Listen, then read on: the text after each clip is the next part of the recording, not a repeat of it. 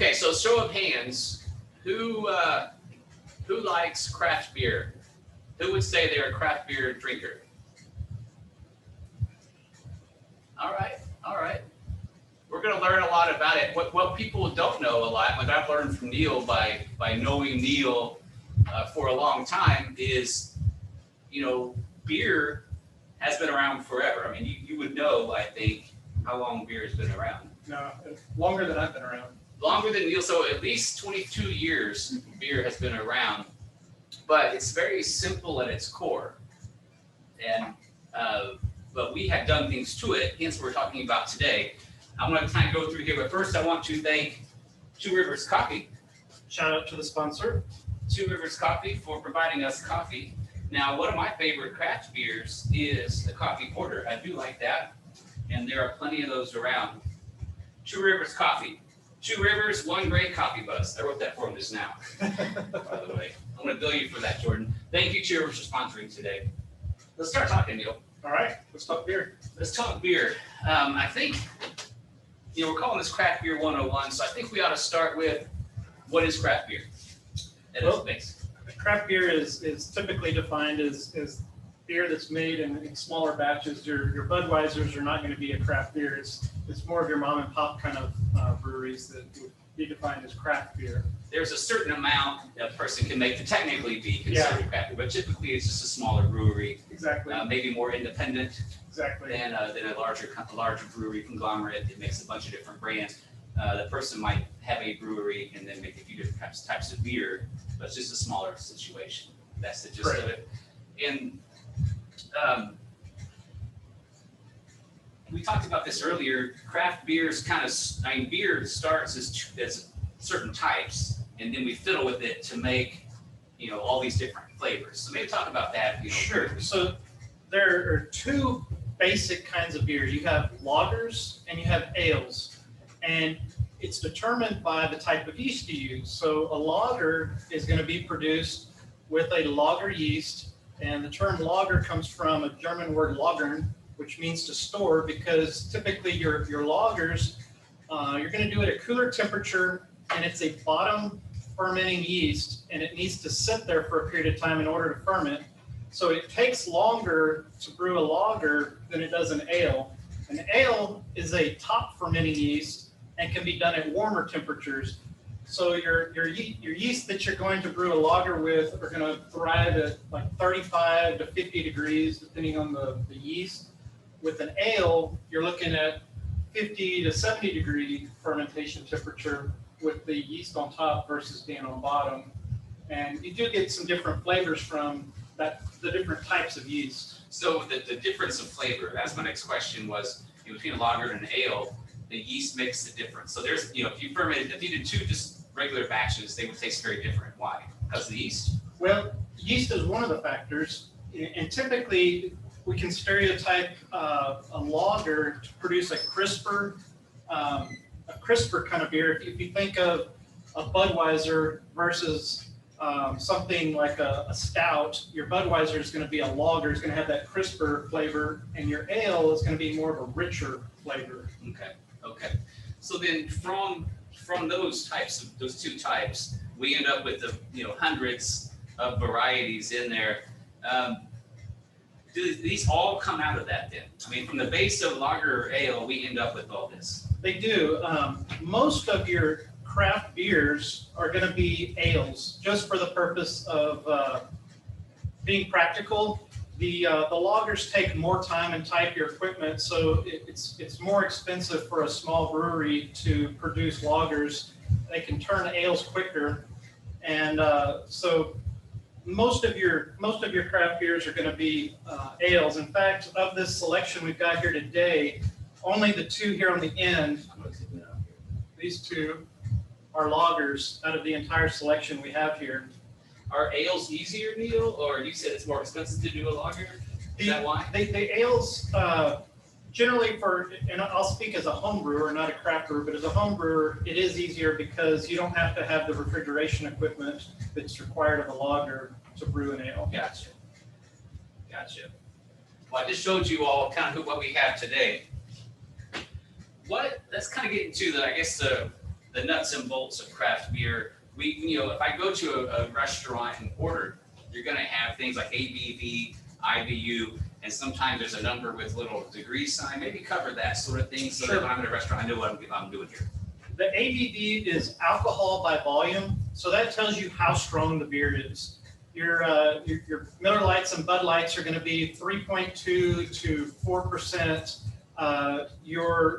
Some of your big heavy stouts might be 12, 13%, but that's going to tell you, the ABV is going to tell you how strong that beer is. Let me ask you a quick question about ABV.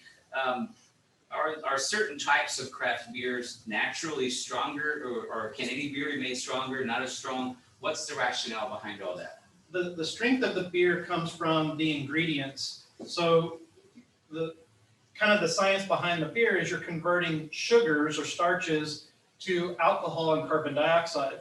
So the more sugar you use, the more potential alcohol you've got in your beer. So yeah, so by using additional grain, you could make a stronger beer.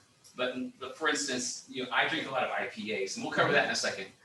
They happen to be typically a stronger alcohol level. Is that inherent to IPAs, or is that just someone, hey, we want to make a stronger beer? No, the history going back to that is when beer was being exported to India, imported into India, it would spoil along the way. So they started making it a little bit stronger and adding a little bit more hops. And so that's kind of where the IPA came from, is India Pale Ale. You have a little more alcohol, a little more hops, because that will preserve the alcohol, and the hops are both preservatives, and they preserve the beer on that long trek to India. So it doesn't necessarily affect the taste or the flavor. It's just kind of a preference as to how I make the beer. Again, because some of these are not as strong as others. And so that's kind of my question is. Sure, and that's just a matter of the recipe and the grains that are used. And we'll get into some other stuff, but back in the 1500s, Germany instituted a purity law, the Reinheitsgebot, which said... I'm checking Helgar to see if she's going to call you out for that. So far, so good. So to be a true beer, it can only have 3 ingredients. It can only have water, barley, and hops. And then by nature, you have to have yeast to ferment. But the 3 ingredients that you would add together to make a beer would be water, barley, and hops. Now, along the way, craft beer and even our mass-produced beers have incorporated other ingredients to change those flavors and to get things that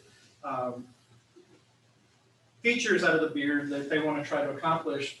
So, for instance, most of your light beers, in order to get them light, they're going to be incorporating some other kind of grain, such as rice or corn, to make it light like that. Gotcha.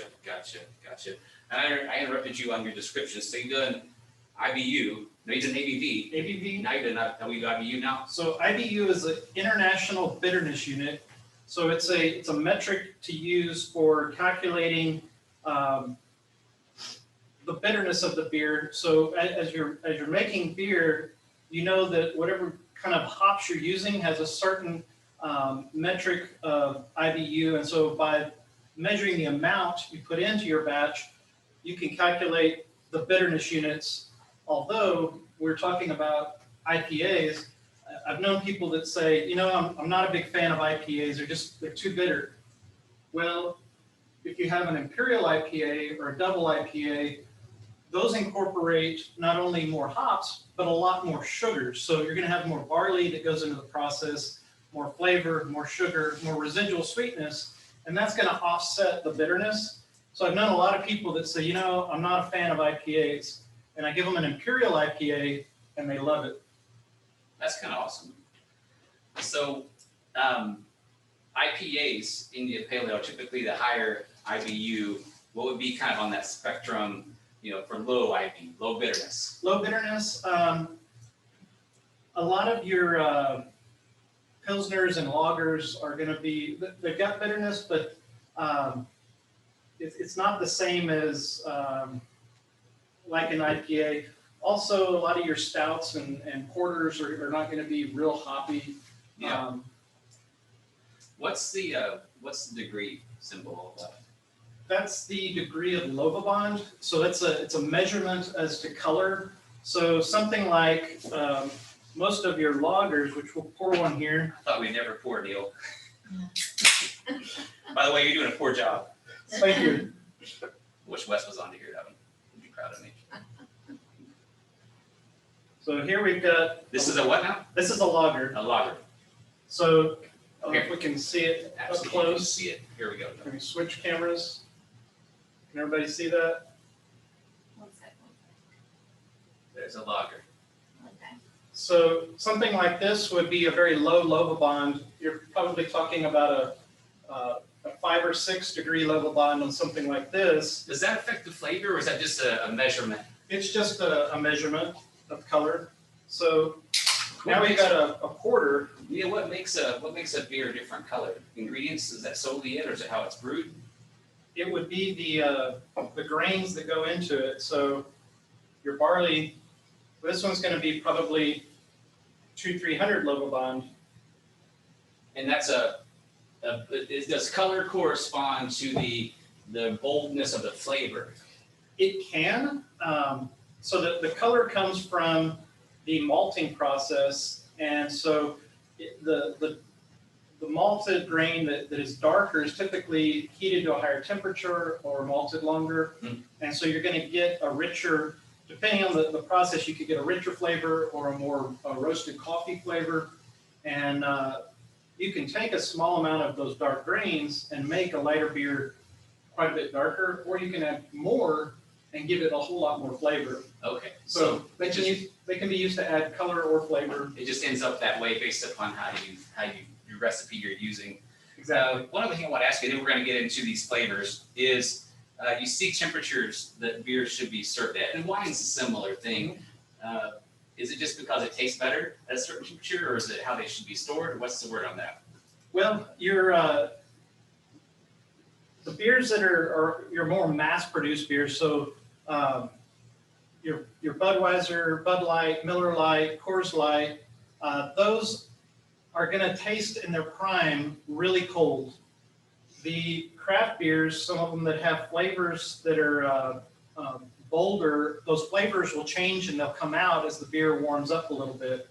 So, for instance, this porter that we poured, if you took that straight out of the fridge and drank it, it's going to taste different than if you set it on the counter for 20 minutes and then drink it. It's going to have a completely different flavor. Those flavors will come out. So the temperature that's at which it should be served it's that way because it'll taste the best. We know that. That's kind of the math behind that. Mhm. That's cool. We have a couple of questions. Let me ask those to you. Mark Hamilton said, are IPAs basically beefed up versions of pale ales made using more hops and with a higher alcohol content? Stereotypically speaking, yes, Mark. Pale ales, and historically, the IPA would have been stronger than the pale ale, but historically also, IPAs weren't always that strong. They were stronger than what was being made to make it overseas, but in current craft beer world, IPAs are way stronger than, most of them are way stronger than they were historically. Oh, really? So people keep pushing the limits as they. Is that not inherent to craft beer? People want to do things that are different and push things and try things and do all. Is that not sort of the name of the game? It is, and it's like you said earlier, that being independent, you can try these different things and try out different recipes. I think we even have some here that had. We brought some weird ones. Wait, Neil, maybe do the Hefeweizen. Someone on chat asked, what gives the Hefeweizen that? I say banana, but someone on the chat, I can't remember what she said. Elizabeth said something about the Hefeweizen. What gives it that flavor that is different? The Hefeweizen gets its flavor from the type of yeast that's used. There are yeasts that inherently produce more esters, and so a typical Hefeweizen is going to use a yeast specifically made for Hefeweizens that's going to produce those esters that gives it that fruity banana flavor. So it's just kind of inherent in that model. It is. Of You can get those flavors intentionally or unintentionally. For instance, if as a home brewer, if I'm brewing something during the summertime and I don't have a way to refrigerate, I'm inherently, the yeast, even yeast that aren't meant to give off that flavor, will give off that flavor because of the heat. So that would be an unintentional. Oh, I got you. ester flavor. So sometimes things just happen as well. Exactly. Well, let's get off our cans and try some beers. Did I get any? Sure.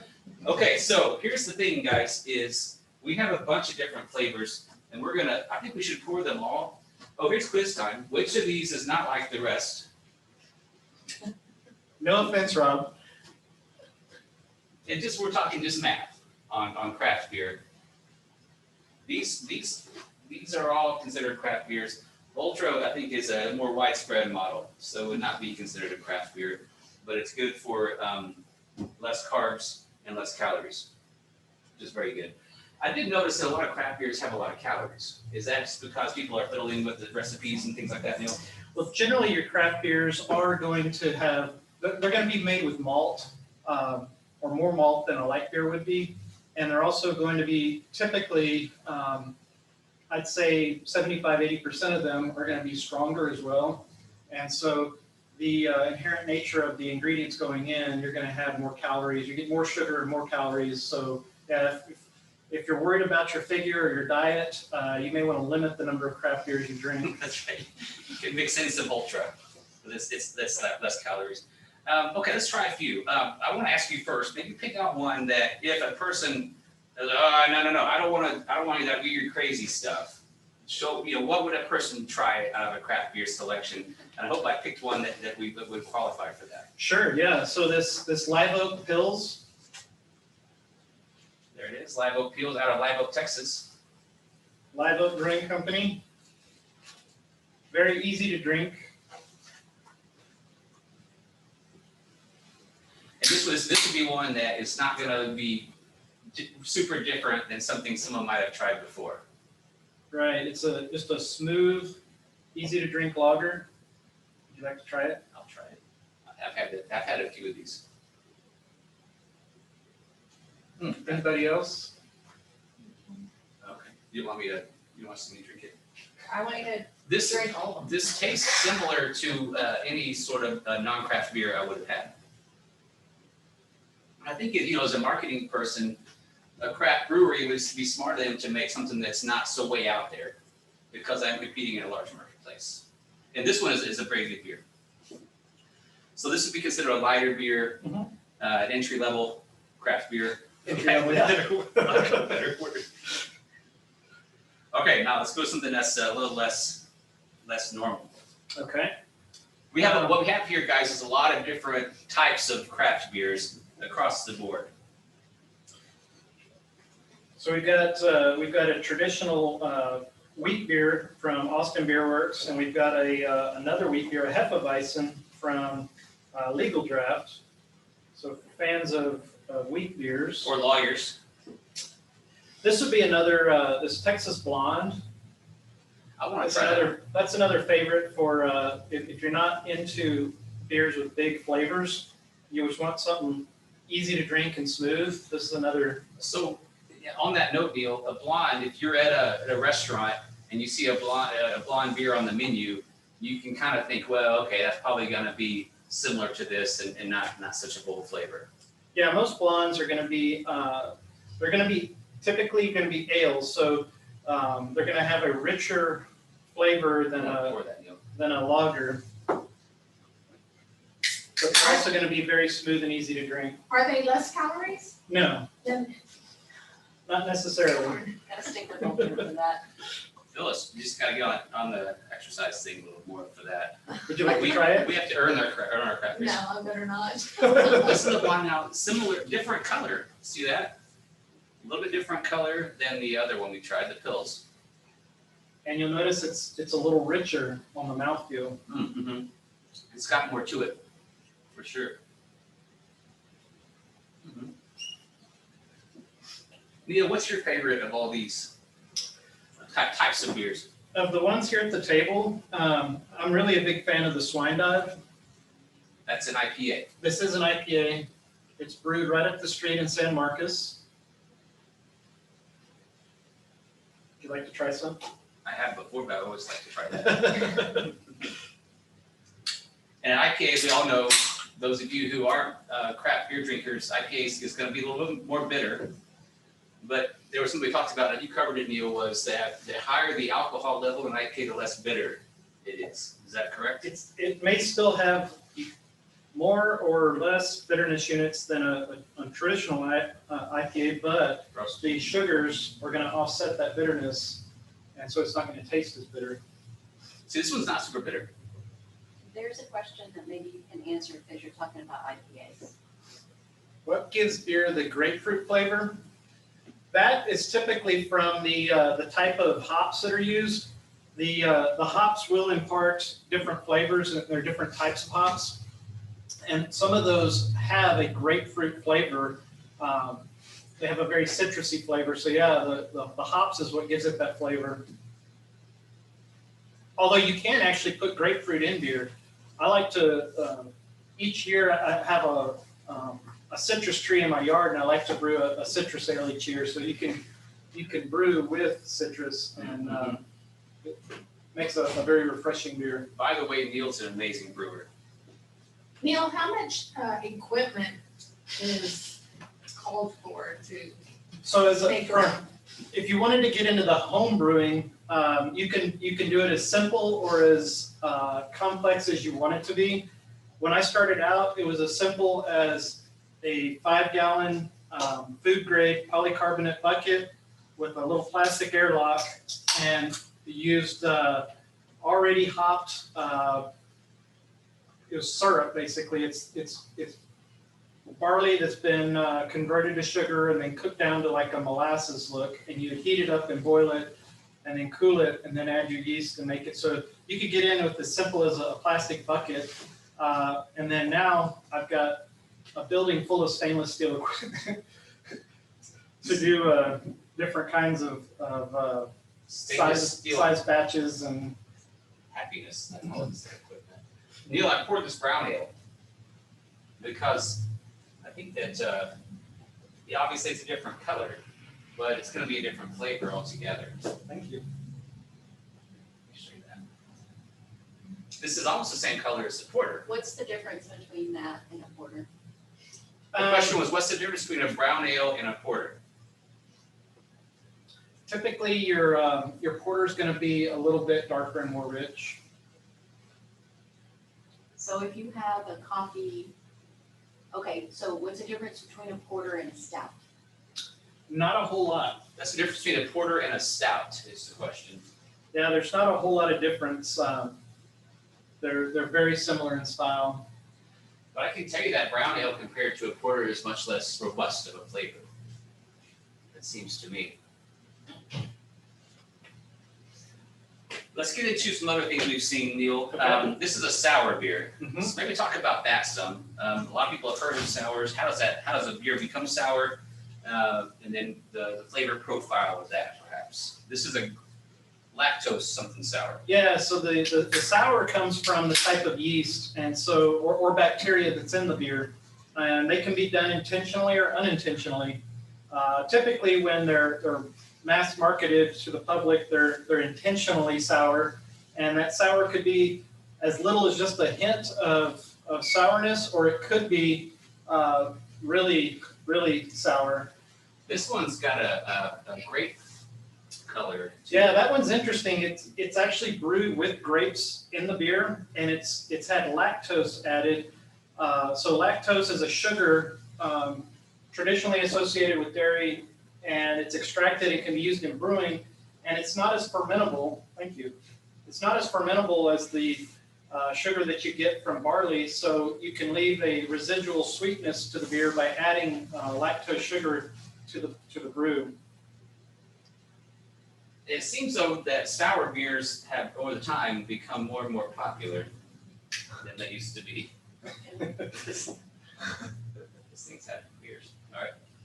Yeah, the sours have certainly grown their market share, and each one has a very unique. This one is really interesting with the grape, and I actually did not expect to like it. I do. it's almost like a kind of a wine spritzer. It tastes like grape soda a little bit. A lot of sours I've had are super sour feel. This one has a tiny bit, but mostly it's just grape. I don't think the color showed up through the video, but it has a almost like a wine look to it. It's like yeah, not quite as opaque, but it's Right. definitely, It looks kind of like Purple Welch's. yeah, it does look like grape juice. So a lot of more and more breweries are making sour beers, it seems. Yeah, you do have to be careful because the yeast and bacteria that are used in sours can get in your equipment, and once they're in, it's hard to get them out. So you got to be really careful when you get into sours. We just got a couple minutes left, but Blythe had a question. Okay. When did craft beers become so colorful? The advertising on the cans are artistic and almost collectible. So craft beer is something new. It was just beer prior to Prohibition, and after Prohibition, most of the breweries didn't make it. So the ones that found other ways to make money, such as making ice or near beer, they survived. And when they survived, they started producing what they thought would sell to the masses, which is most of your lagers and your lighter beers. And so the craft brew industry is something that's fairly new. It's kind of sprung up from desire to have something other than what the few that survived Prohibition were pushing out, and it's kind of taken a hold. And even now, the big companies are buying up craft brewers because they want a piece of that market share. True. I mean, it's become popular, and per what you're saying is that it's marketing. I mean, if you're a small independent brewery, you really got to market to get your name out, and people, and being independent, they like to have fun with beers, but they also like to have fun with labels and names. You find a lot of them that have very fun names. Well, and there are so many craft beers out there that the market's just exploded. So you have to catch people's eye. So you got to have a bright, fun can catch people's eye if you're going to get them to pull it off the shelf and take it home and try it. Mm-hmm. So it's a lot of marketing there to get people to take a little bit about marketing. Just a tiny, I know about drinking more. Someone asked if we could do a coffee talk from your brewery. Sure, who was that? I don't know. Lauren Mark. Kingston. Mark Oh, Hamilton. hey, Mark. Sure, if the chamber wanted to do that, or you'd be certainly welcome to come over to my house sometime and brew with me. I don't know if everybody wants to see a brewing demonstration, but you're welcome to come and brew with me sometime. Y'all, it's fun. You get to do hands-on work with Neil, and there's also things to drink. Any other Nathan, questions? I'm sorry. Nathan? Yes, Helgard. Yeah, and Neil, I have a question. Where is the oldest brewery in the world? I know you're going to tell us. I know it, but do you guys know it? I bet you it's in Germany. Yeah, it's in Freising, north of Munich, 1040. In the year 1040, it was started. It's the oldest brewery in the world. And Helga was one of its first employees. I used to work there. I guess you're still going then. Good presentation. They are. Cool. Any other questions? We have 1 minute over. So do you have any questions? Otherwise, I think we're going to just drink the rest of the day here. If you guys want to go over, Phyllis will be ready to go. There it Pete's Wicked Ale, that's good beer.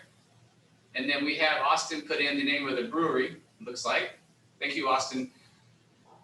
All right, well, that's it. If you have any questions, you can just stop by Neil's office, and he'll be glad to answer your questions, or you can email Phyllis. She knows everything at this point, and Jennifer. But thank you all for being here. The next one is going to be July 15th, 10 a.m. on a Thursday. We will see you next time. Thanks for being here today, guys, everybody. Have a good day. Neil,